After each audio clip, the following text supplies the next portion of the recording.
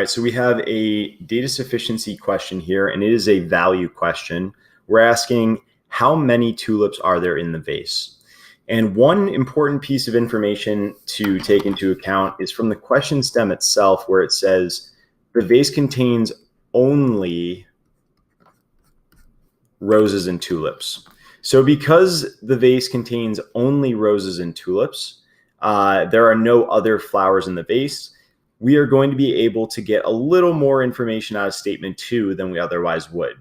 So let's skip down and look at statement 2 on its own first, since I've already mentioned it. And you don't have to tackle the statements in any particular order. It's important to remember that you always have to evaluate them independently first and then try to bring them together, but it doesn't matter which one you evaluate first on its own. Statement 2 says there are 20 flowers total. Well, that tells me that R plus T, if we say R is the number of roses and T is the number of tulips, R plus T equals 20, because there are no other flowers in the vase, nothing else to worry about. But that does not tell me how much T is worth, because I don't know if R is worth 1 and then T is worth 19, or if R is worth 2 and T is worth 18. So this is totally insufficient.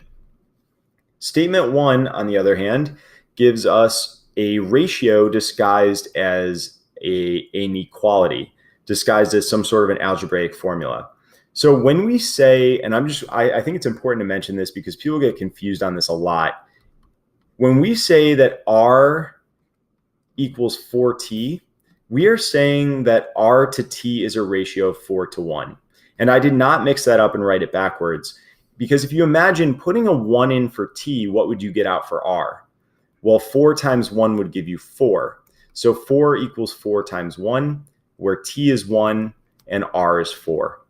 And it's important to be able to conceptualize ratios this way, because they will give them to you in this situation with an equal sign in the middle. Just remember the multipliers on either side of the equal sign get reversed when you turn them into a ratio.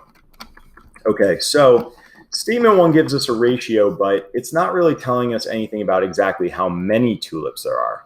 So that is also going to be insufficient, because I don't know if I have 1 tulip and 8 roses. So it could be, or sorry, 1 tulip and 4 roses, or 8 roses and 2 tulips. So insufficient for statement 1 as well. All right, now taking the two statements together, are they sufficient? Well, we know R equals 4T, and we know that R plus T equals 20. We can use substitution here and plug in 4T where R was in this formula. And we get 4T plus T equals 20, which means 5T equals 20, which means T equals 4, and it is sufficient.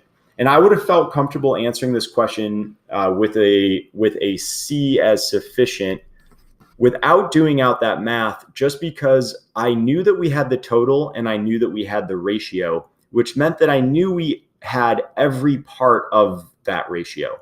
If you know what a ratio adds up to and you know what the ratio is, so the ratio is 4 to 1 here, and we know that it totals 20 parts, I think of ratios as being like 4x to 1x.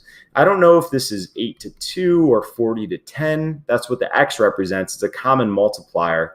But if I know 4x plus 1x equals 20, I know that x is equal to 4. And then I know this side's equal to 4 and this side's equal to 16.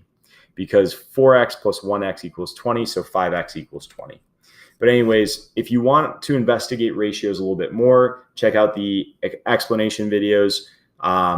This question is a very common type of data sufficiency question where they bake in the total of the ratio with the ratio itself.